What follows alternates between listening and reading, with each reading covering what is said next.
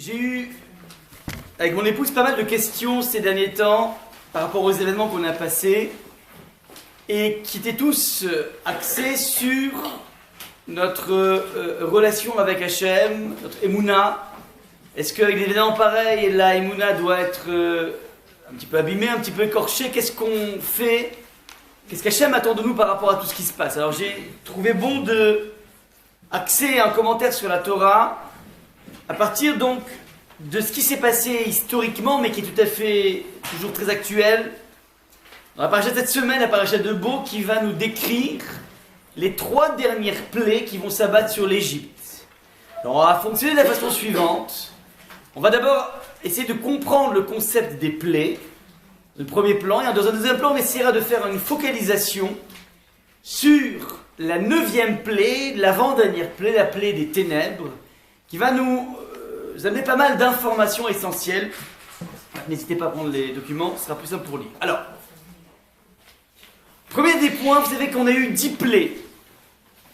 Le Maharal de Prague propose une filiation en faisant la remarque suivante que le monde a été créé à partir de 10 paroles. Il y a eu 10 paroles créatrices. Ce sont des expressions verbales d'Hachem qui, à partir de l'expression que la lumière soit Bereshit, Irakia, qu'il y ait un firmament, bref, chacune de ces paroles d'Hachem va être habillée par un habit charnel qui est le monde que l'on connaît. C'est donc à partir de l'impulsion verbale d'Hachem que le monde a pris forme. Il y a eu 10 paroles créatrices. Le Maharal fait la remarque suivante: Abraham a été confronté à 10 épreuves dans sa vie. 10. Et ces 10 épreuves, dit le Maharal, vont nous donner le mérite que s'abattent sur l'Égypte 10 plaies. Et ces 10 plaies en question vont permettre d'accoucher les Aseret Adibrot, les 10 paroles, non plus les paroles créatrices, mais les paroles qui ont été incrustées dans la pierre, les Aseret Adibrot, les 10 commandements. Voilà un petit peu donc une filiation très jolie du chiffre 10. Et ce qui est intéressant ici, nous propose le Maharal, c'est de comprendre que le chiffre 10 n'est pas un chiffre anodin, c'est un chiffre qui va amener un individu à un véritable processus, et un processus qui débouche sur ce qu'on appelle le paroxysme, le point 10, on va tout le temps en parler. Avant ça, sachez bien une chose, de façon très culturelle, que les plaies qui se sont abattues sur l'Égypte n'étaient pas des plaies, un petit peu comme on a pu voir dans le film de Cécile B2000, ça va dans tous les sens, il y a beaucoup d'effets spéciaux, c'est pas ça qui nous intéresse. C'est des plaies qui étaient extrêmement méthodiques. Il y avait une volonté de rythme dans ces plaies, une véritable pédagogie qui a été mise en place. Je m'explique. Tout d'abord, les plaies étaient annoncées, il y avait une phase de sommation. Une fois que Moïse venait sommer Pharaon en lui disant: si tu continues à faire l'imbécile, à ne pas nous laisser passer, tu vas tu vas te faire frapper par cette plaie. Alors après, il y avait la réalisation de la plaie. Après, Pharaon venait pleurer, on enlevait la plaie. Il y avait donc en permanence, en tout cas toutes les 2 premières plaies, la première, la deuxième, la 4e, la 5e, la 7e, la 8e, il y avait une sommation. D'autres plaies étaient données de façon brutale. Ça, c'est la première chose, ça veut dire qu'il y avait une véritable méthodologie mise en place par Hachem, et le but était d'amener petit à petit à la fois le peuple égyptien à la prise de conscience de la toute-puissance d'Hachem dans son pouvoir créateur, mais aussi pas simplement la toute-puissance, mais la toute-présence d'Hachem. Je m'explique. La première des plaies, tout le monde le sait, c'est le dam, c'est-à-dire le sang. Akadosh Baruch Hu s'abat sur les réalités macro-géographiques. On touche tous les océans, on touche toutes les marais, tous les fleuves, toutes les rivières. Ça, c'est le premier impact. Sous-entendu, Akadosh Baruch Hu maîtrise les grands éléments. Et plus on s'achemine vers la 10e plaie, plus petit à petit, on passe les grands espaces, des animaux, des biens, à l'individu lui-même. Il y a un faisceau de focalisation sur l'individu qui va de l'infiniment grand à l'infiniment petit, pour arriver au sommet de la petitesse. C'est ce qu'on appelle la mort des premiers-nés, donc c'est la 10e plaie. Et pourquoi on appelle ça le sommet, le paroxysme de la petitesse? Tout simplement parce que au moment de la plaie des premiers-nés, les Égyptiens, aussi bien que les Juifs, ont pris conscience à quel point Akadosh Baruch Hu a une maîtrise de tout. Et lorsqu'on dit tout, ça veut dire tout, même dans les moments les plus intimes qui existent. Je m'explique.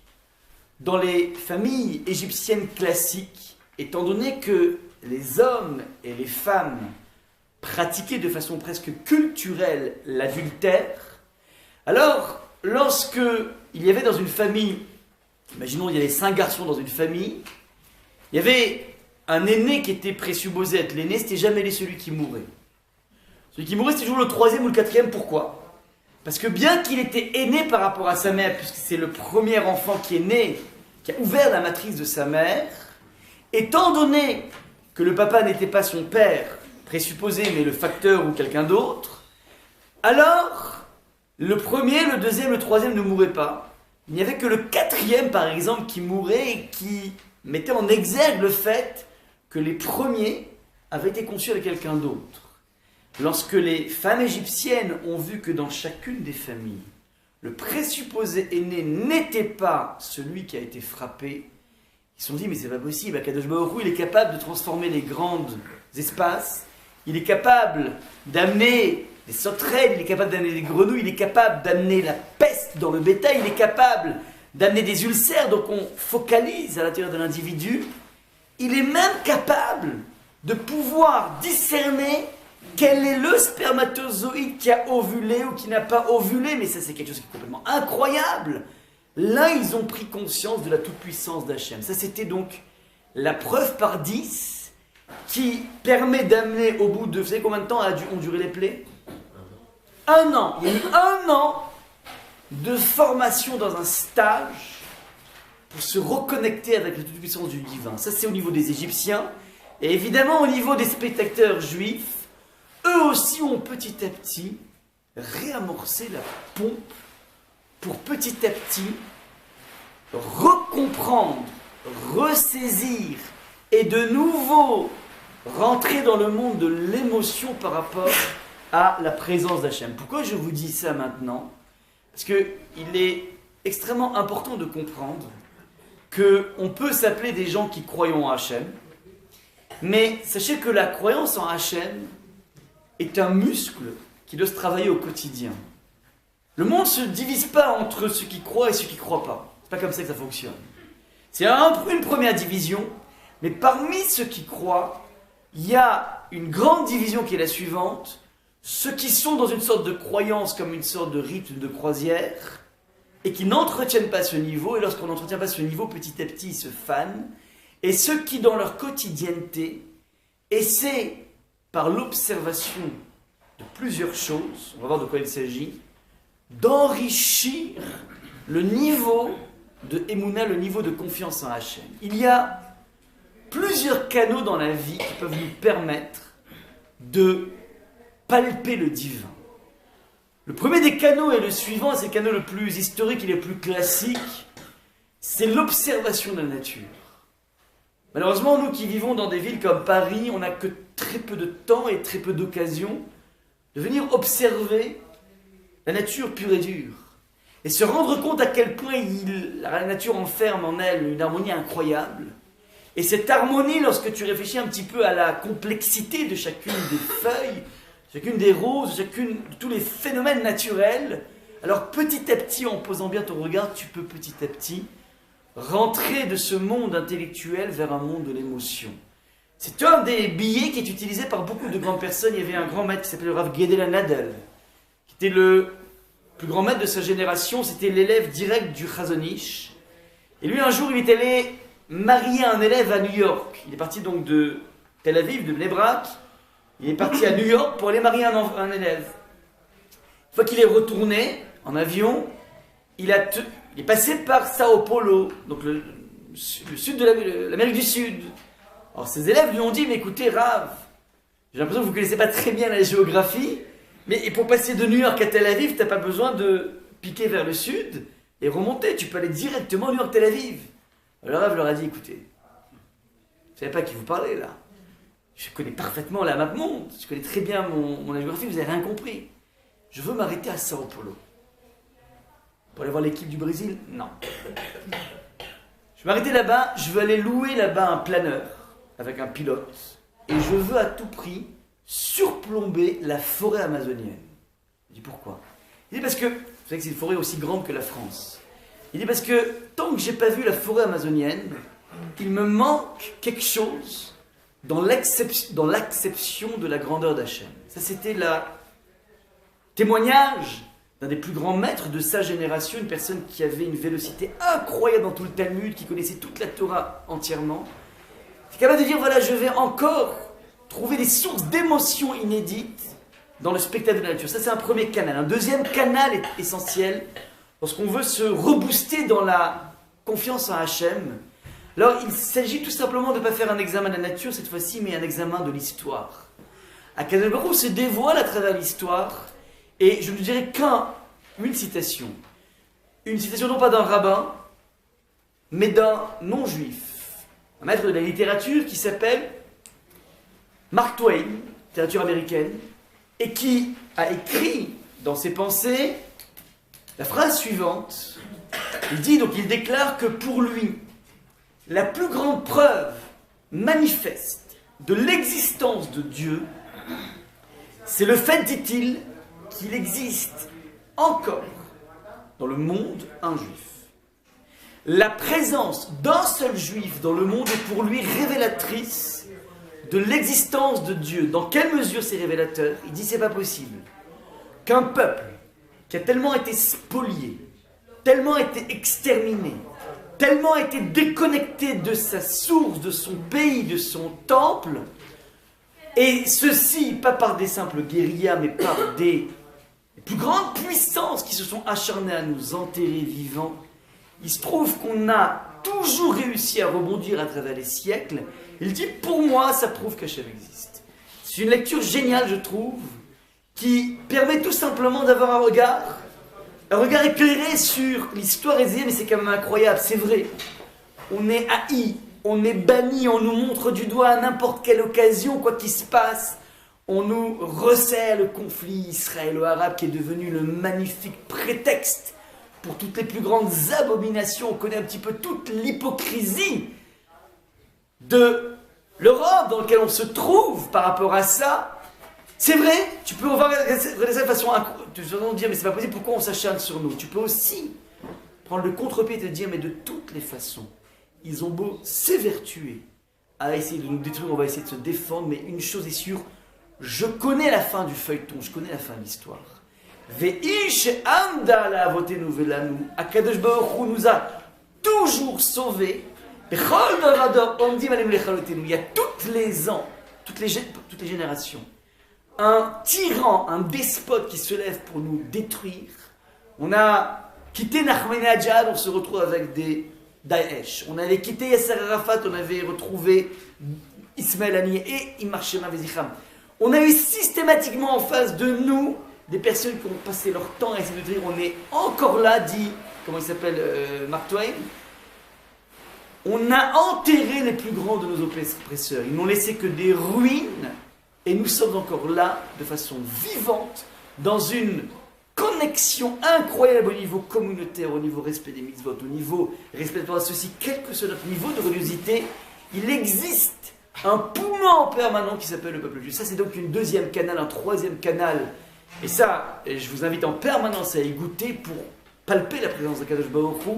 Le contact avec le texte est quelque chose qui est d'une vitalité, qui est d'une puissance absolument incroyable et qui donne en permanence des gains et des regains permanents de émouna, de confiance en Kadosh Baruch Hu. Donc voilà un petit peu un point essentiel.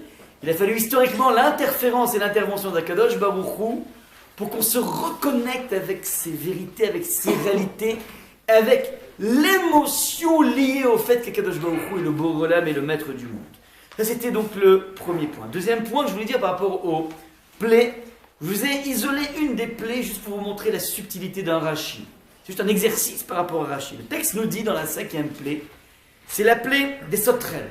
Et le texte nous dit, elles déroberont la vue de la terre, ça veut dire elles ont tellement empli la surface de la terre qu'on n'arrivait même pas à voir la terre. Je regardais la terre, il n'y avait plus du marbre, il n'y avait plus un champ, il y avait en permanence un tapis de sauterelles. C'est le texte de la Torah qui dit ça.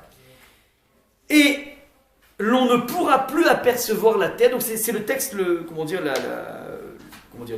descriptif du verset de ce qui s'est passé à l'issue de la plaie des sauterelles. Maintenant, il y a une petite subtilité ici, c'est que dans le verset en hébreu, il y a une ellipse du sujet, je m'explique. Le texte dit, Vechissa et Anaret, elles ont couvert la surface de la terre, Velo yuchal lirot, et ne pouvaient pas voir la terre.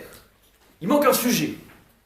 Donc, en français, on traduit directement par le pronominal « on ne pouvait pas voir ».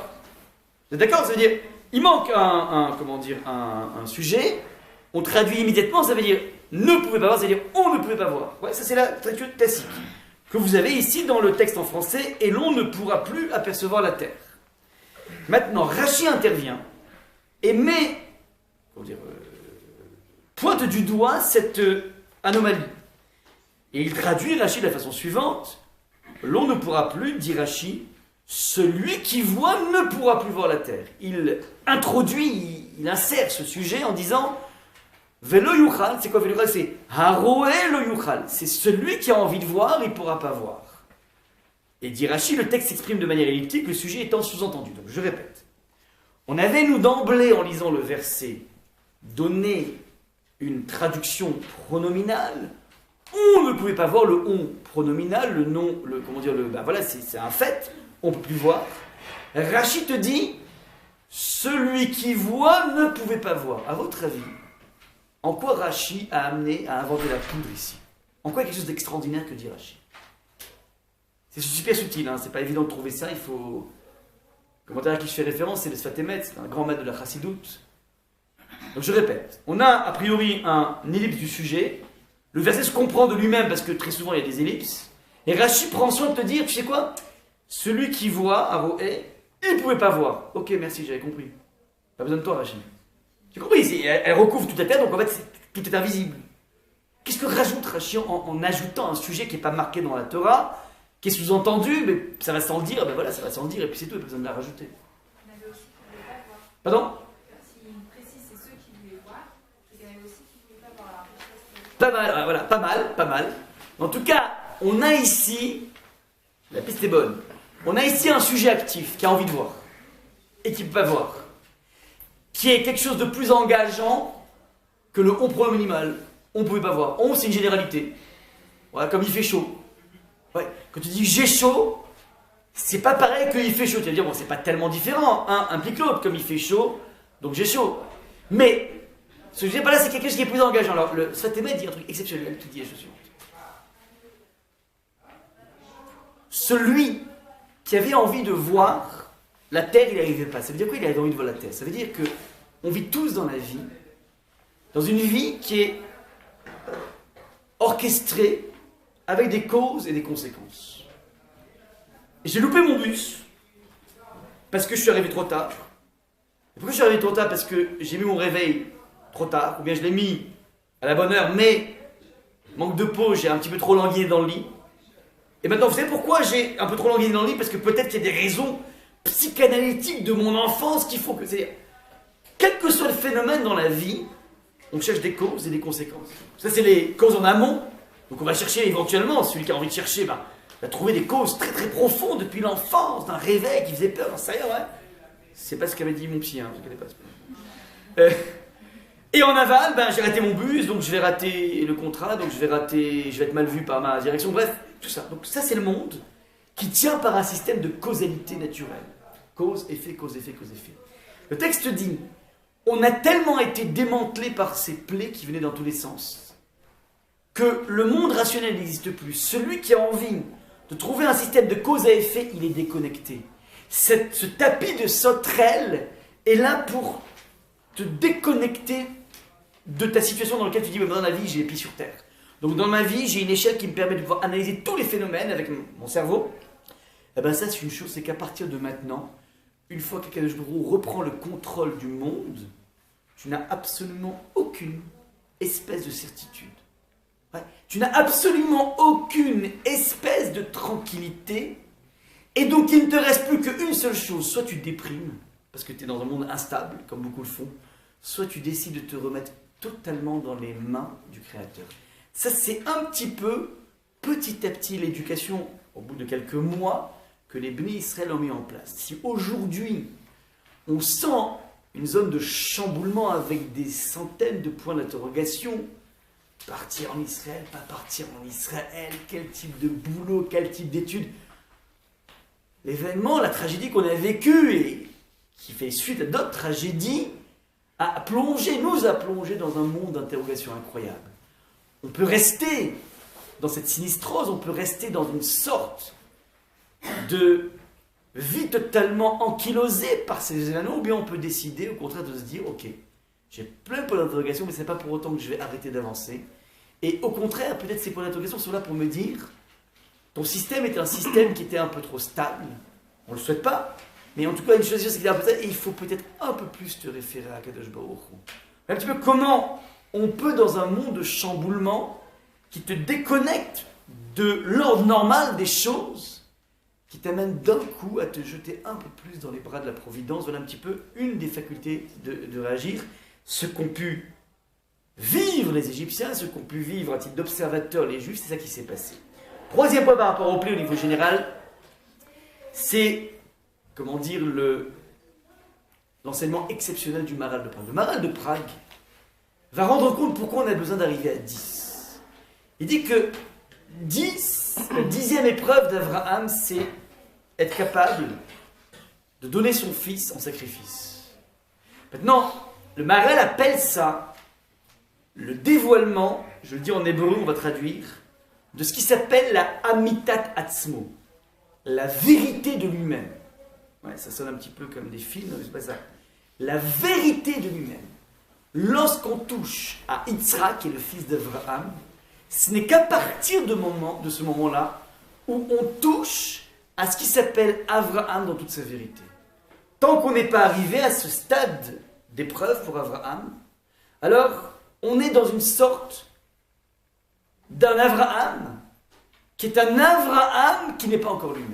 C'est extrêmement étrange ce que dit le Maharal, c'est-à-dire que Abraham se jette dans une fournaise ardente parce qu'il décide de ne pas abdiquer par rapport aux fausses croyances, par rapport au monde de la perdition.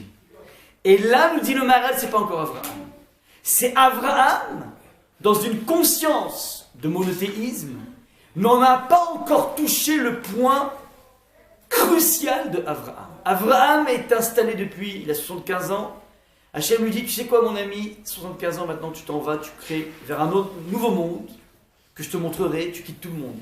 Ta famille, ton fan club, ton habitus, ton endroit dans lequel tu évolues, tout cet endroit tu vis, et tu vas créer quelque chose d'ailleurs. Et Abraham le fait, c'est déchirant dans la vie. C'est déchirant. Parce que se jeter dans une fournaise ardente, ça dure qu'un instant. Il le fait, il est sauvé, Baruch Hashem. Mais chaque pas que je fais dans le désert me dit que finalement, j'étais tellement bien là-bas, et je ne sais même pas vers où je vais, c'est complexe. Dit le Maharal, c'est pas encore Abraham. Abraham, c'est la conscience d'Abraham. On va utiliser une notion psychanalytique qui a été énormément développée par Freud, mais je m'appuie là maintenant sur avant Freud. On avait un grand maître qui s'appelait Rav Israël Salanter, qui a écrit sur le concept de la conscience et de l'inconscience, et ce sont des lettres qui sont authentifiées, qui sont bien avant tout ce que Freud a mis en place. Vous avez entendu, le Rav Israël Salanter était en train de nous mettre en place le concept de la psychanalyse à partir des éléments de la Torah, à partir de l'étude de la Torah. Et il explique que chez un individu, il y a ce qu'on appelle des forces conscientes et des forces inconscientes. Les forces inconscientes, c'est la plus grande richesse de l'individu. La plupart de nos pensées, la plupart des choses que l'on fait dans la vie proviennent de tout ce qui est gravé à l'intérieur de notre inconscience. Il dit, le Maharal, Tu ne peux toucher à un individu que lorsque tu touches à son inconscience. Comment tu peux toucher à son inconscience? Qu'à partir du moment où tu touches à sa progéniture, c'est-à-dire que Yitzhak représente, cristallise à la fois le sommet de l'amour d'un père qui a attendu 100 ans pour avoir ce fils, c'est le monde de l'émotion, mais il représente aussi, de façon encore beaucoup plus fracassante, la projection dans l'éternité de Abraham. Je m'explique. Dans le Talmud, lorsqu'on parle des enfants, le Talmud appelle ça Kar'e de Aboua. Kar'e, c'est l'expression araméenne qui veut dire Kar'e de Aboua, ça veut dire un enfant, c'est les jambes de son père. Le fils, c'est les jambes de son père. Ça veut dire quoi les jambes de son père? On veut dire que c'est le prolongement de son père, ça veut dire le bras de son père. Ouais, la suite de son père. Ouais. Le Talmud dit non, les jambes. C'est quoi les jambes? Parce que les jambes, dans la vie, elles te servent à une chose, c'est te déplacer. Fondamentalement, on est en train de dire la chose suivante ici, qu'un enfant est celui qui pourra te permettre de te déplacer à travers le temps, puisque tu sais pertinemment que tu n'es pas éternel, et donc te donnera ton éternité. Fondamentalement, si on veut savoir ce qui se trame à l'intérieur de nous de la façon la plus profonde, il faut essayer de t'imaginer, qu'est-ce que tu aimerais laisser comme trace de toi dans 50 ans. Si tu arrives à toucher quelque chose, tu aimerais, au bout de 50 ans, venons, on se projette dans 50 ans. J'aimerais avoir fait quoi de ma vie? Et si tu arrives à trouver un élément là-dessus, je te pose la question, dans 100 ans, dans 200 ans, dans 1000 ans, qu'est-ce que tu aimerais, dans 1000 ans, que l'on dise de toi? Tu as vécu il y a 1000 ans, donc dans 1000 ans, on va dire, tu as vécu il y a 1000 ans. Qu'est-ce que tu as laissé comme trace de toi? Eh bien, lorsque tu arrives à répondre à ça, tu arrives petit à petit à toucher à ton essence propre. Il y a peu de personnes qui se posent cette question parce que peu de personnes se rendent compte à quel point on a une recherche d'éternité. On a en tout individu dans la vie rêve de devenir d'être éternel. Et comme c'est quelque chose qui est dur à se le dire, puisqu'il va buter sur une mort évidente, comme disait Keynes, on est tous à plus ou moins long terme morts, alors on évacue cette pensée. Mais ce qui se trame de façon essentielle à l'intérieur de nous, c'est quelle est la trace que je veux laisser. C'est quelque chose qui est essentiel dans la vie. La trace que tu laisses, Abraham, c'est Yitzhak. Si je te demande de prendre Yitzhak et de le tuer, c'est beaucoup plus dur que ta propre mort. Parce que tu es en train de dire que finalement, même si je meurs, alors au moins il y aura une trace de moi, mais même si ma trace tu me la supprimes, il n'y a plus rien de moi. Donc c'est la mort à l'état pur. C'est ça qu'on cherchait chez Abraham. La Amitatatsmo, c'est le dévoilement de ce qui se trame à l'intérieur de nous, et chacun de nous peut prendre la mesure de cette conscience, si vous voulez, de ce qui se trame à l'intérieur de nous. Maintenant, regardez comment c'est incroyable. Abraham est allé jusqu'au bout dans cette épreuve, il va vaincre cette épreuve. Il va me permettre d'accoucher donc un système de 10 macotes, 10 plaies, dans lesquelles, comme par hasard, la 10e des plaies, c'est quoi? C'est la mort des premiers-nés. C'est-à-dire qu'on retrouve le même schéma. On va essayer de toucher Pharaon dans son éternité, c'est-à-dire son premier-né. Et on va voir dans quelle mesure, et c'est assez incroyable que Pharaon va finir par abdiquer. Pas abdiquer parce qu'il n'en peut plus des coups. Pharaon abdique parce qu'il reconnaît maintenant que l'éternité appartient exclusivement à Hachem. Ce n'est pas un pharaon qui souffre tellement, il est tellement torturé qu'il décide d'abdiquer, parce que là-dessus, Hachem s'était prémuni par rapport à ça. Il avait systématiquement endurci le cœur de Pharaon, excusez-moi. Il abdique parce que fondamentalement, il a compris qu'il n'a de réalité que Hachem. Ça, c'est tout le mécanisme des plaies. Et plus on étudie les plaies, plus petit à petit on se rend compte que ce sont des choses que l'on peut vivre dans son quotidien. On a tous dans notre vie eu des multiples épreuves. Ça n'existe pas un bonhomme, sachez-le, qui a vécu 120 ans une bonne femme et qui peut dire sur lui, au bout de 120 ans, « Waouh, ma vie, mais quel paradis! Mais tout a coulé tranquille, aucun problème, aucune angoisse, aucun désarroi, aucune gifle de la vie, je parle, rien. Mais c'était glatte. La parnassa, comme ça, le mariage, finger in the nose, les enfants, tranquille éducation, ouais. Personne. Ben, le monde, il n'y a pas une personne comme ça qui dit, mais c'est sûr, ce monde, il est truffé d'angoisse, truffé de choses. Ce qui est intéressant, c'est que tu peux regarder ta vie comme tu regarderais un dossier médical, et tu te dis, mais c'est pas possible, le pauvre, à l'âge de 3 jours déjà, il a fait une petite pneumonie, après on a fait une brique-mila, du sang partout, après il a eu des oreillons, il a eu la varicelle, il a eu des trucs. C'est terrible, lui, un jour il s'est fait une fracture du bras, et puis un jour... Ah, mais quelle horreur la vie, ça c'est une façon de voir la vie, et beaucoup de gens regardent la vie en fonction d'un dossier médical. Mais tu peux, derrière tout ce dossier médical et toutes ces épreuves de la vie, tu peux voir quelle a été ta réactivité et qu'est-ce que tu as pu faire comme gain. On est tous dans un système dans lequel on récupère des plaies. Sache une chose, c'est que dans chacune des plaies qui s'abat sur toi, tu as en permanence la possibilité de goûter un peu plus à toi. C'est un des messages essentiels à attraper, quels que soient les moments de désarroi, les moments de douleur et on prie en permanence pour ne pas les avoir. Tous les matins, on fait une prière, Shelo, Tavoli, Nisraïa, Hachem, je t'en supplie, tu m'envoies 0 épreuve aujourd'hui. Je veux un dossier vierge aujourd'hui, tranquille. On te demande ça maintenant. T'as demandé, t'as pas eu. Alors qu'est-ce que tu fais? Tu pleures? Non, tu pleures pas. Tu pleures un petit peu, mais au bout d'un moment, tu décides de remonter, c'est-à-dire de se dire, il y a quelque chose que je peux exploiter ici. Et ça, c'est là toute la dimension pédagogique des plaies. Je vous ai dit qu'on allait se focaliser maintenant sur une plaie qui est absolument essentielle et vous allez voir à quel point il y a quelque chose de profondément proche de nous. On va donc reprendre le texte. On est dans le deuxième texte que je vous ai marqué ici. Juste une question. Ilan, ouais. Par rapport au fait que Pharaon avait le cœur qui était endurci par Hachem, donc ça pose la question aussi du libre arbitre, d'être jugé parti par rapport au plaie. Alors, le Ramban répond de la façon suivante. Très bonne question. On dit d'un côté que Pharaon était entêté, il ne voulait pas laisser partir le peuple. Let my people go, il ne voulait pas.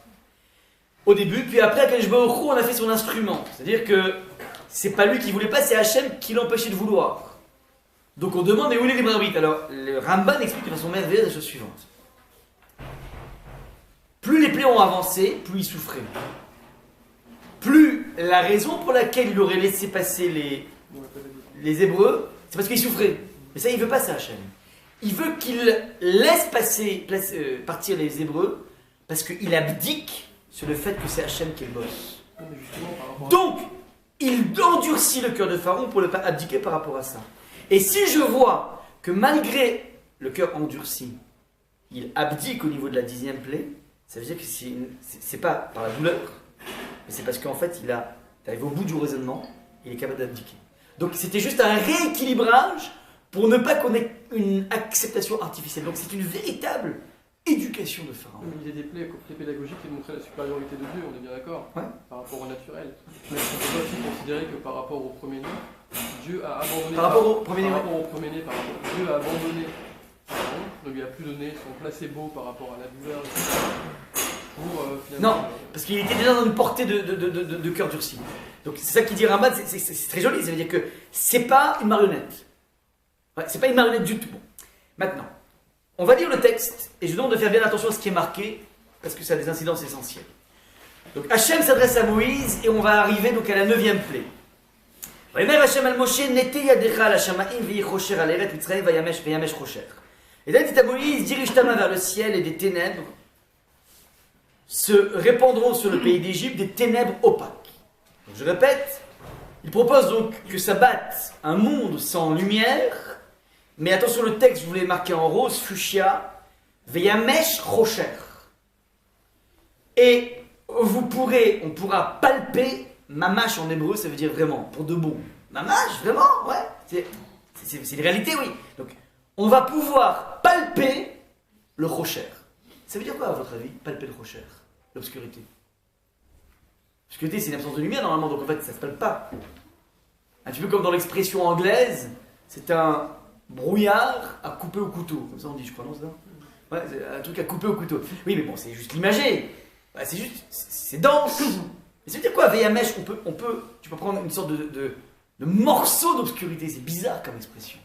Alors, ce qui est d'autant plus bizarre, c'est que le Midrash va quantifier l'épaisseur du brouillard. Et il dit, c'est comme un dinar. Un dinar, c'était une unité de monnaie de l'époque. Comme tu dirais, je sais pas moi, un Napoléon, je sais pas quel est l'équivalent.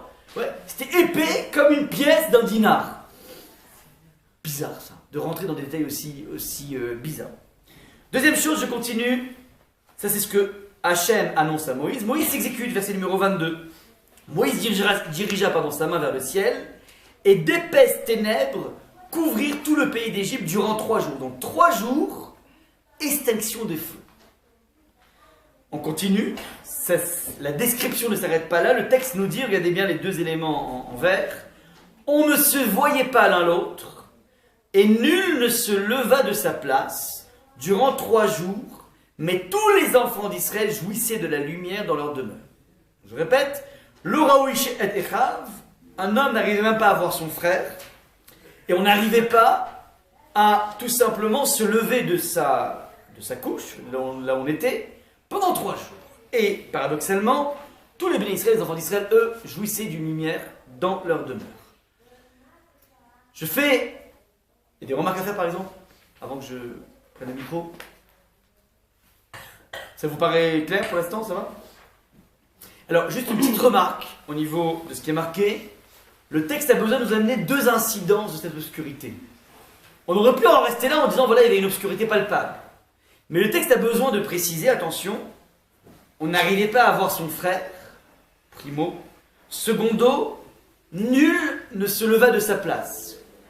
On voit clairement ici que ce sont 2 dimensions différentes. Parce que tu peux dans la vie ne pas être capable de reconnaître ton frère parce que, même si c'est la personne qui t'est la plus familière, mais il y a un tel brouillard que j'y vois que du feu, j'y vois rien, enfin, que du noir quoi.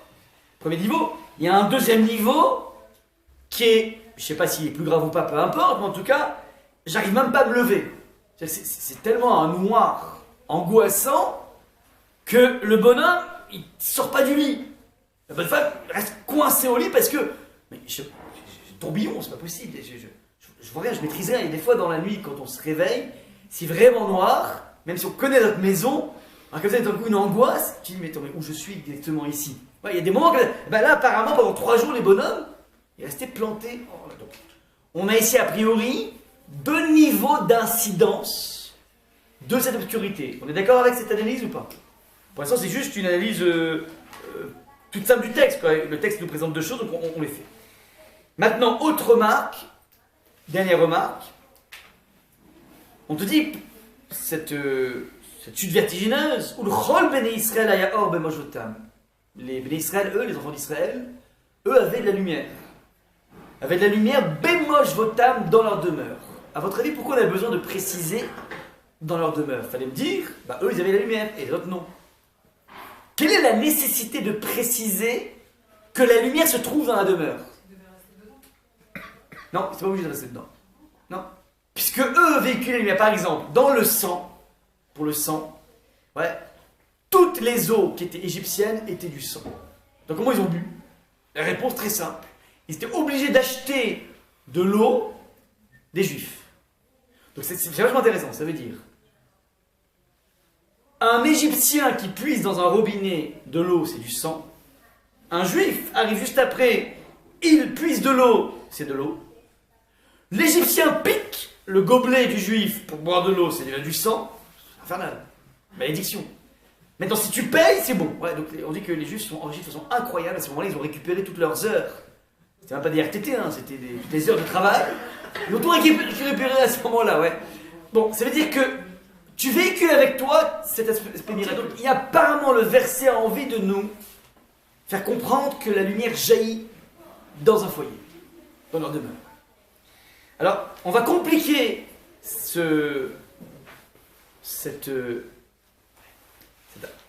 obscurité, on va encore plus assombrir cette obscurité, si je puis me permettre de parler comme ça. On vous amène un midrash extrêmement bizarre, dont je vous ai amené la résolution du midrash, grâce à ce que j'ai appris de mon maître. Le midrash pose la question, vous allez donc l'encadrer suivant. Il reprend le verset suivant, Vayet Moshe et Yado al Hashamay Vayichosh Rafela. Moïse dirigea sa main vers le ciel et d'épaisses ténèbres couvrirent. Il y a une question complètement saugrenue qui est posée par le midrash, qui est la suivante.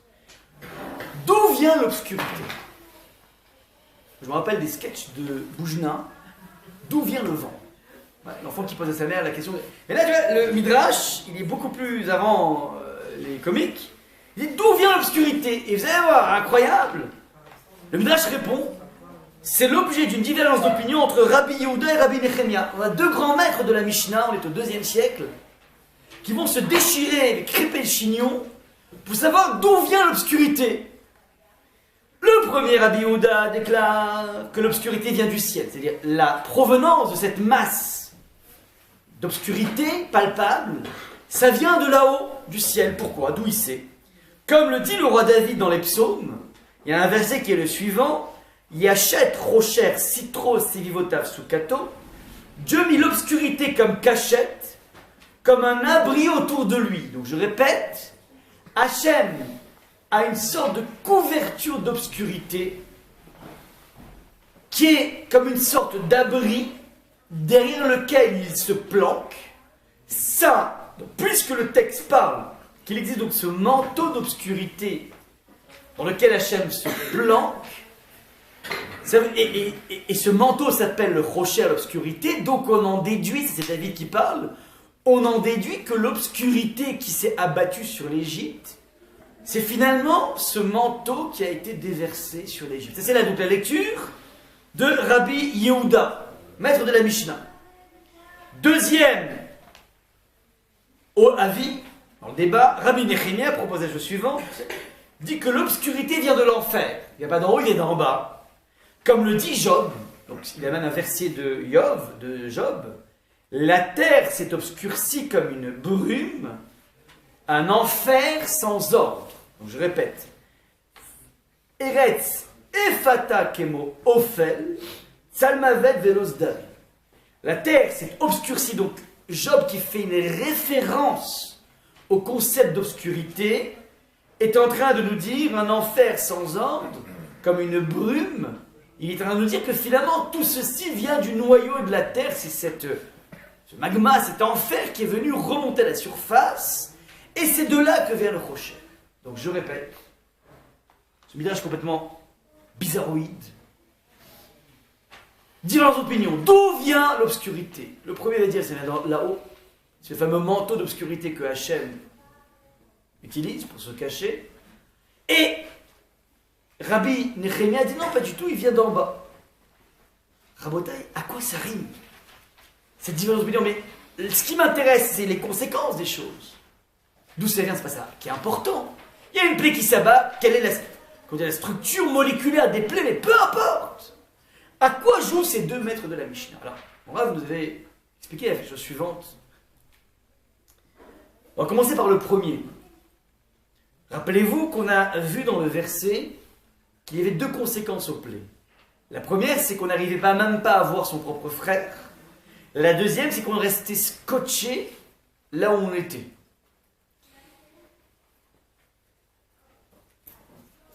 Ne pas être capable de voir son propre frère, c'est ce qui s'est passé là-bas.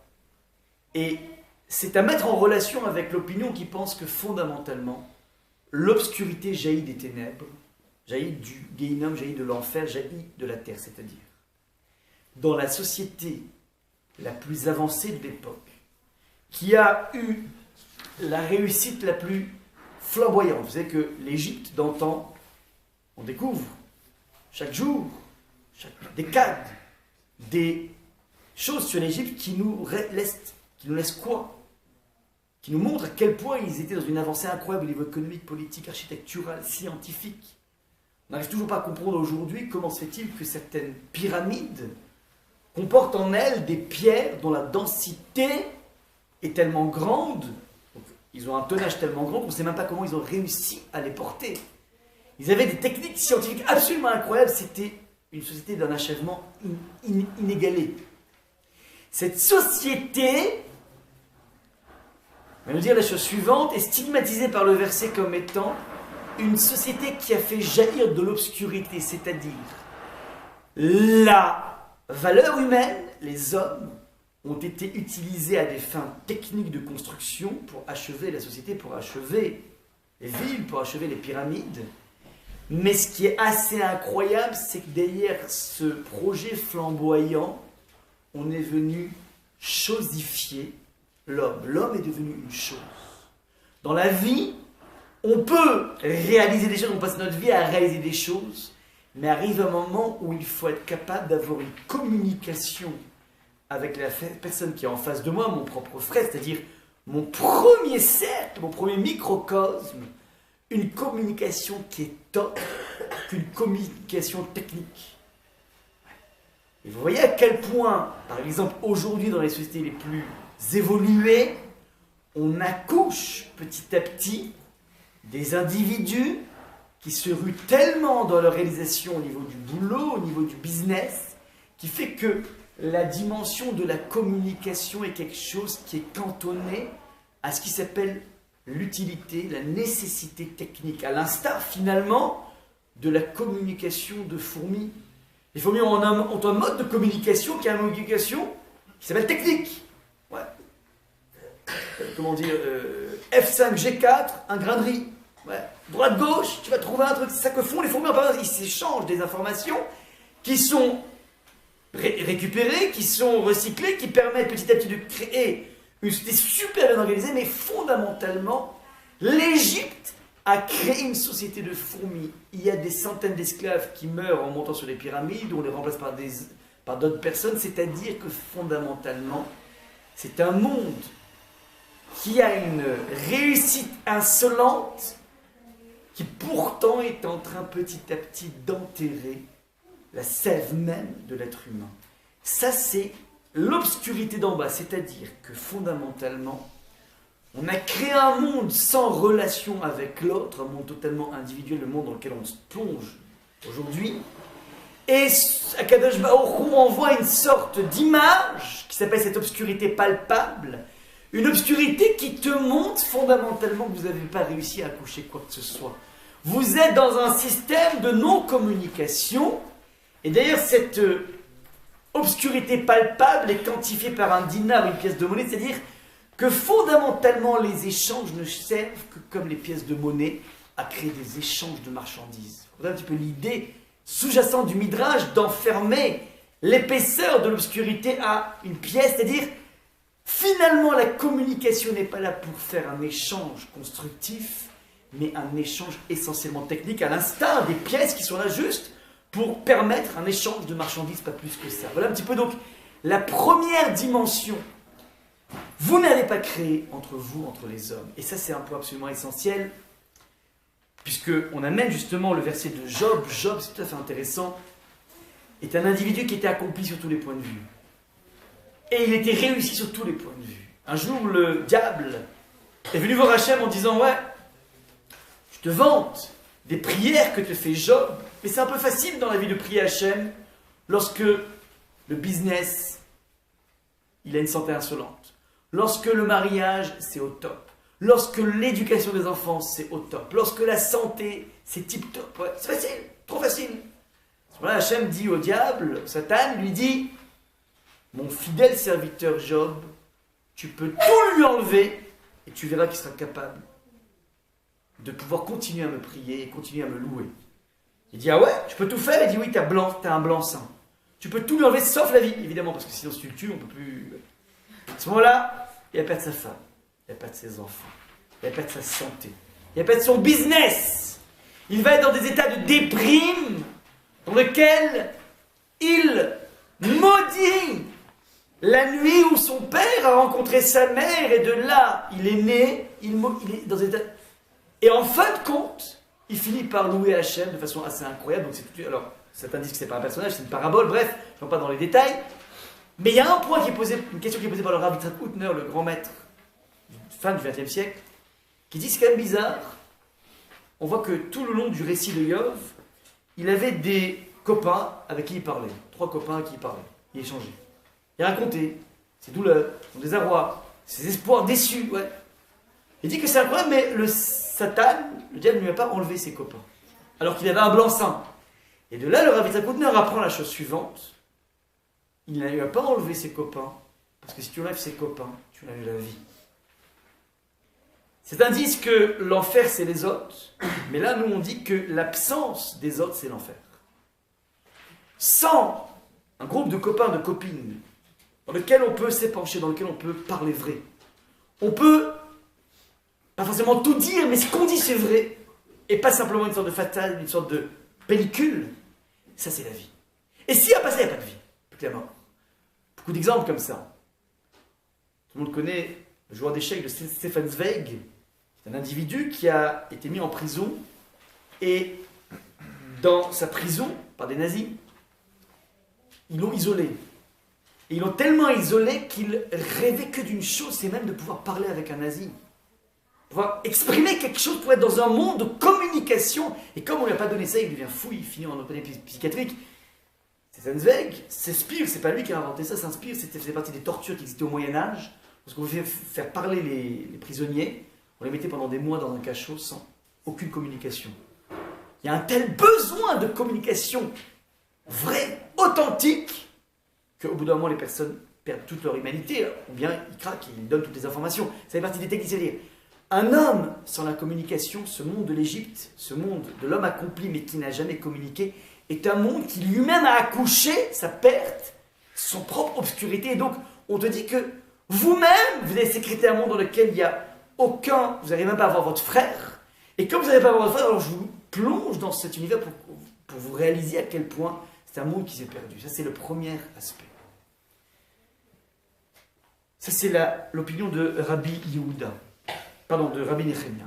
Rabbi Yehuda, et faites bien attention, lorsqu'il y a un débat, lorsqu'on parle de choses qui ne sont pas halachiques, on n'est pas en train de parler comment on va faire un thé Shabbat, et là, donc, lorsqu'il y a un débat, il faudra choisir entre 1 et 2.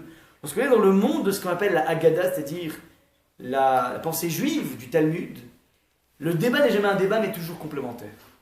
Ouais, ce ne sont pas des personnes qui se crêpent le chignon, comme je l'ai dit en introduction, c'est qu'en fait, chacun va amener un aspect différent du même problème. Rabbi Yehuda va aller encore beaucoup plus loin dans cette réflexion par rapport à la solitude.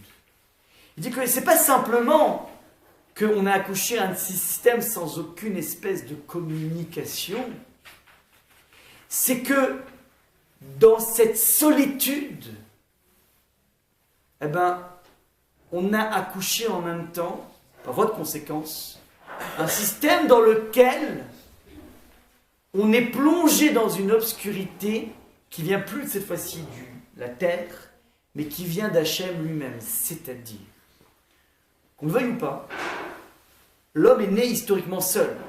Après plusieurs thèses, il est né seul et ensuite Akash Baruch Hu lui a créé son alter ego, son épouse. C'est-à-dire que de façon essentielle, on a quelque chose à attraper, à retrouver et à construire dans la plus grande des solitudes. Il existe parfois qu'un individu, même s'il est bien entouré de gens avec lesquels il communique, donc pas comme on a dit dans la première obscurité dont on a parlé de « j'arrive même pas à voir mon propre frère », il arrive des fois où on peut être, bien que bien entouré, dans un bon contexte familial ou contexte amical, et que survienne dans notre vie un événement qui nous fait très mal, que Dieu préserve dans des cimetières, ou que Dieu préserve dans des hôpitaux, ou je sais pas, dans le business, peu importe, et qui fait qu'on a beau être réconforté par les personnes qui sont autour de nous, la douleur nous isole à un tel point que toutes les tentatives de réconfort non seulement elles échouent, mais nous mettent en face de nous cette idée absolument terrible qui est la suivante. Mais j'ai l'impression que vous ne faites même pas partie du même monde. Et pourtant, les personnes qui sont en face de moi essayent de m'aider, essaient de me comprendre, essaient de me sauver.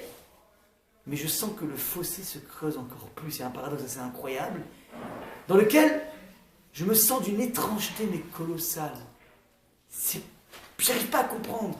Ça veut dire que l'individu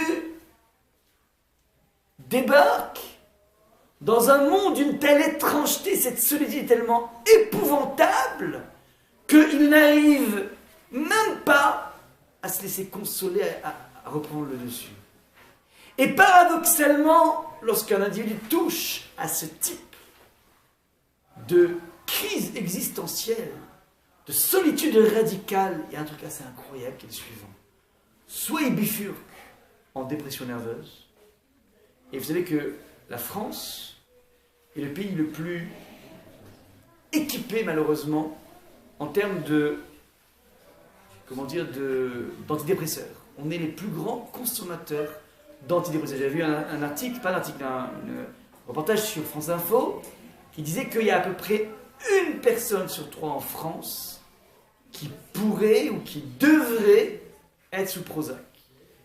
Mais c'est quelque chose qui est... Il faut comprendre pourquoi on est les champions d'Europe. C'est même les champions du monde. Par exemple, vous savez que les pays les plus pauvres sont les pays dans lesquels il y a le moins de problèmes de dépression nerveuse. C'est incroyable. Bon, on pourra en parler, on faire un cours là-dessus. Mais en tout cas, je suis sûr, c'est que l'individu dans cette solitude majeure, bien que bien entouré, peut soit virer en dépression nerveuse, soit de façon assez incroyable, d'un coup, se jeter dans les bras de la Providence et découvrir qu'il existe une fertilité exceptionnelle dans ces instants de solitude ultime. C'est le rebond possible, c'est le jaillissement qui est offert à un individu qui est capable de se laisser pénétrer par la présence d'Akadosh Baruch Hu, justement dans les moments les plus déprimants. Et ça, c'est quelque chose qui est complètement incroyable. Ça, et il y a énormément de gens qui ont fait la découverte d'Hachem, au détour malheureusement d'épisodes extrêmement durs, douloureux, comme les hôpitaux, comme les cimetières, comme beaucoup de choses, mais qui ressortent et qui entament une nouvelle vie qui est tout à fait incroyable et qui vont leur permettre de goûter à une vie auquel jusqu'à présent ils n'ont jamais goûté. Il y a énormément de personnes qui ont ces prises de conscience. Mais sans ce passage de cette solitude extrême, eh ben, la personne passerait totalement à côté. Alors regardez un peu ce qui est marqué ici. Les ténèbres ne viennent pas d'en bas, dit Rabbi Yehuda, mais viennent d'en haut. C'est-à-dire, cet abri dont on a parlé, derrière lequel Hachem se planque. Pourquoi Hachem a besoin de se planquer derrière un abri? Ça veut dire que cette couche de solitude, si tu arrives à la dépasser, tu rencontres Hachem. Maintenant, le texte dit qu'il a utilisé cette couche de solitude pour enterrer les Égyptiens. Vous n'êtes même pas capable d'être soucieux de votre propre frère. Donc c'est évident que vous ne pourrez jamais penser à Hachem. Ça veut dire que cette angoisse existentielle, cette solitude existentielle ne débouche même pas sur un tremplin vers le divin, sur quelque chose de spirituel. Vous êtes à jamais enterré dans un monde technique, un monde matériel qui ne laisse absolument aucune porosité vers une quelconque éclairage spirituel. Regardez un petit peu la chute vertigineuse du verset où Bechol, les enfants d'Israël jouissaient de la lumière dans leur demeure, dit le verset numéro 23. On a parlé ici de demeure. La demeure, c'est le foyer. C'est ton petit microcosme. Et regardez comment le Midrash finit, la fin du Midrash dans l'encadré. Gare à la maison dont les fenêtres s'ouvrent sur l'obscurité. Le débouché de Rabbi Nechemia est le suivant. Malheur à la maison qui a des fenêtres. Les fenêtres, c'est l'ouverture à l'extérieur. Et le texte dit, mais il y a des maisons dans lesquelles la fenêtre, c'est une ouverture vers l'obscurité. Elle remplit sa fonction. On a tous une faculté de communication, on a tous une faculté de pouvoir créer un lien avec autrui et créer un lien avec Kadosh Baruch Hu. Et ce lien, de façon intrinsèque, il se trouve, et de façon presque exclusive, il se trouve à l'intérieur même de la construction familiale. C'est-à-dire dans le creuset d'une relation entre un homme et une femme, d'un sexe différent, d'une mentalité différente, d'une conception de la vie différente, tout diffère entre l'homme et la femme. Être capable de pouvoir créer un ciment de communication, c'est tout l'enjeu du mariage. Et une fois qu'on a réussi à créer un socle de communication avec toute cette sensibilité différente, on a cette croyance en la communication qui va nous permettre de pouvoir créer des liens. Des enfants naissent et des enfants qui naissent qui sont dans la pire des différences. Tu peux être quelqu'un d'extrêmement ponctuel, tu accouches des enfants qui sont totalement aux antipodes. Tu peux être quelqu'un de super vigoureux, tu te retrouves avec des enfants qui sont flasques. Ouais. Et tu dis, mais c'est pas possible. Mais d'où ça sort, ça, cette altérité, mais tellement, tellement aux antipodes, pas possible. Et tu vas être encore une fois confronté au miracle de la communication. Dans cette multiple diversité, ces différences majeures, tu vas d'un coup prendre conscience qu'il y a un lien qu'on peut tisser, qui n'est pas simplement un lien technique, qui n'est pas simplement un lien par nécessité, mais parce que fondamentalement, j'ai une confiance incroyable au monde de la communication. Ça, c'est l'enjeu absolument majeur qui a été mis en place ici, au niveau de la planète des ténèbres. La planète des ténèbres est venue tout simplement enterrer toute forme de résurrection possible de l'Égypte, dans sa faculté de s'extraire un tout petit peu de cette torpeur matérielle, de cette torpeur de l'obscurité. Ils n'ont pas créé des liens avec les hommes, ils ne pourront jamais envisager un lien avec Hachem parce que c'est beaucoup plus complexe. Inversement, tu décides de mettre en place un lien de façon très forte dans tes relations humaines, mais des relations qui ne vont pas être sur le mode du vernis, sur le mode de ce qui s'appelle, on sort ensemble parce qu'il faut parler, parce qu'on va faire comme ça, parce qu'on passe le temps, mais tu décides d'injecter dans ta vie une véritable recherche d'authenticité. Tu vas aller droit au but, tu vas essayer d'avancer et de dire, voilà, j'ai envie de construire de la façon la plus forte, la plus authentique possible. Puis d'un coup, tu découvres le goût incroyable de ce monde de la communication avec des êtres tellement différents de toi. C'est là que jaillit la véritable lumière de la vie. Et c'est ça que les Bnei Israël auxquels ils ont pu assister. Ils ont compris exactement d'où provenait la lumière. Elle n'était pas une sorte d'obscurité. Ici, on a éteint les feux, ici, on n'a pas éteint les feux. Non, non. C'est quelque chose que tu sécrètes toi-même dans tes relations humaines. Ça, c'est un petit peu l'enjeu essentiel. On est plongé, qu'on le veuille ou pas, dans une obscurité. Obscurité due à toute l'opacité des questions dans lesquelles on se retrouve. Ouais, où est-ce que je serai demain? Où seront mes enfants demain? C'est vrai. C'est vrai qu'on est avec plein de questions, on est déstabilisé, on va essayer, dans cette déstabilisation, de se remettre un peu plus dans les mains d'Akadosh Baruch Hu, premier point, et deuxième point, avoir cette confiance essentielle dans la puissance de notre cohésion, dans la puissance de notre communication. Plus on va verbaliser les choses, plus on va essayer de percer le secret de l'autre, parce que le secret de l'autre, c'est finalement ce qui m'amènera à comprendre mon propre secret. C'est là que se situe la clé de la sortie de l'exil, de la sortie de toutes les crises, en particulier les crises que nous vivons actuellement. Je finis sur cette citation d'un Midrash qui est assez exceptionnel, qui dit la chose suivante. En bonim matseva les tzadikim. On ne construit pas une stèle, un mausolée aux tzadikim. On peut le faire, mais ce n'est pas ça l'essentiel. Donc c'est quoi le principe du mausolée? C'est de laisser un souvenir du tzaddik. Alors, vous savez, au Maroc, par exemple, des très beaux mausolées, ainsi de suite. Alors, le Midrash te dit que tu n'as pas besoin de construire un mausolée à un tzaddik. Vous savez pourquoi? Parce que Divrehem em zichronam. Les paroles d'un tzaddik, c'est ça le souvenir du tzaddik. Ce qui va rester dans notre pérennité, c'est quoi? C'est ce qu'on a dit. Ce qu'on a dit de façon essentielle, ce qu'on a dit de façon authentique. Ça, c'est ta véritable éternité. Et c'est ce vers quoi il faut essayer de tendre. Et c'est un petit peu dans ce sens que, vous voyez à quel point les parachutes sont extrêmement proches de l'actualité toujours, parce qu'elles viennent toujours pointer du doigt le point dans lequel on peut, le point qui peut être notre point de construction. Et il est que mes attentions puissent rapidement rentrer dans ce chemin de construction.